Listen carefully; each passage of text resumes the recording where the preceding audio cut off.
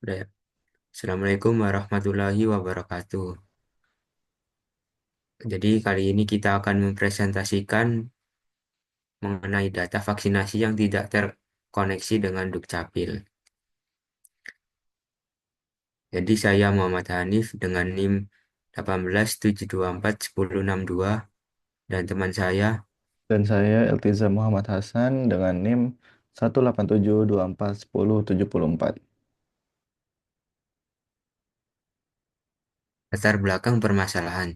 Jadi latar belakang permasalahan, vaksinasi merupakan salah satu upaya utama dalam pencegahan penyakit menular termasuk COVID-19. Pemerintah telah menerapkan sistem pencatatan vaksinasi secara digital melalui berbagai platform seperti Peduli Lindungi dan Sistem Informasi Satu Data Vaksinasi. Namun, dalam implementasinya masih ditemukan berbagai kendala. Salah satunya adalah data vaksinasi yang tidak terkoneksi dengan Dukcapil atau Direktorat Jenderal Kependudukan dan Pencatatan Sipil. Permasalahan yang terjadi, permasalahan yang terkait data vaksinasi yang tidak terkoneksi dengan data Dijen Kependudukan dan Catatan Sipil atau Dukcapil di Indonesia telah menjadi perhatian serius. Kementerian Dalam Negeri atau Kemendagri mengungkapkan bahwa aplikasi yang digunakan untuk pendataan vaksinasi seperti Peduli Lindungi dan Precare tidak terintegrasi dengan sistem Dukcapil. Hal ini menyebabkan kesulitan dalam melakukan pendataan dan mengukur keberhasilan pelaksanaan vaksinasi di seluruh Indonesia. Penyebab masalah yang pertama yaitu kurangnya integrasi data. Data dari aplikasi Peduli Lindungi dan PK belum terhubung dengan Dukcapil, sehingga informasi mengenai jumlah penduduk yang divaksinasi tidak dapat diakses secara akurat. Yang kedua, kendala nomor induk kependudukan atau NIK. Banyak warga mengalami masalah saat mendaftar vaksinasi karena NIK mereka tidak ditemukan atau terdaftar sebagai sudah divaksinasi oleh pihak lain. Ini sering disebabkan oleh data yang tidak diperbarui atau kesalahan dalam penginputan data. Lalu yang selanjutnya adalah dampak permasalahan. Yang pertama ada kesulitan mengukur keberhasilan vaksinasi. Tanpa koneksi yang baik antara data vaksinasi dengan Dukcapil, sulit untuk menentukan apakah target vaksinasi nasional tercapai.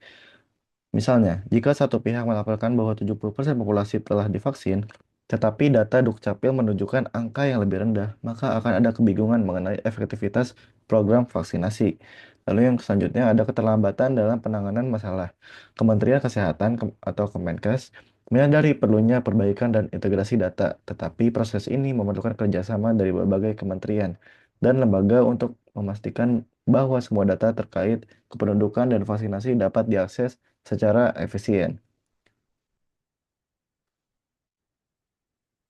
Lalu ada pun rekomendasi yaitu integrasi sistem vaksinasi dengan database Dukcapil secara real time menjadi salah satu solusi utama untuk mengatasi masalah data vaksinasi yang tidak terintegrasi.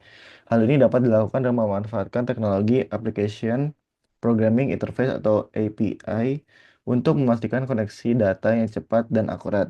Selain itu, standarisasi format data nasional perlu diimplementasikan agar semua lembaga menggunakan format yang seragam, memastikan kompatibilitas dan interoperabilitas antar sistem. Pemanfaatan teknologi blockchain juga dapat menjadi langkah strategis untuk menyimpan data vaksinasi secara aman, transparan, dan akurat. Untuk memastikan keberhasilan implementasi, pelatihan, dan pengawasan berkala bagi petugas pengelola data sangat penting. Akhirnya, kolaborasi antar lembaga pemerintah, baik di tingkat pusat maupun daerah, harus ditingkatkan untuk menciptakan alur data yang efisien dan terkoordinasi.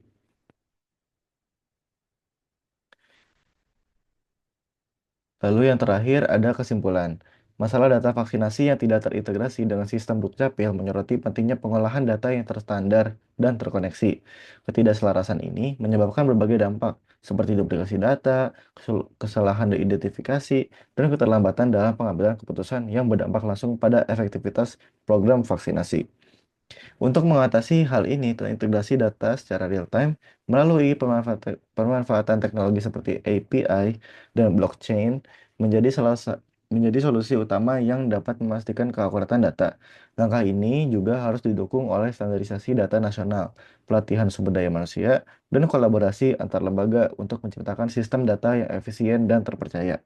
Dengan demikian, penerapan solusi ini tidak hanya akan mendukung keberhasilan program vaksinasi, tetapi juga membangun kepercayaan masyarakat terhadap kebijakan pemerintah di masa depan. Next, berikut adalah sumber pustaka yang saya dan teman saya akses. Next. Oke, karena sudah selesai, mungkin cukup sih. Sekian, terima kasih. Bila ada kata yang salah, mohon dimaafkan. Wassalamualaikum warahmatullahi wabarakatuh.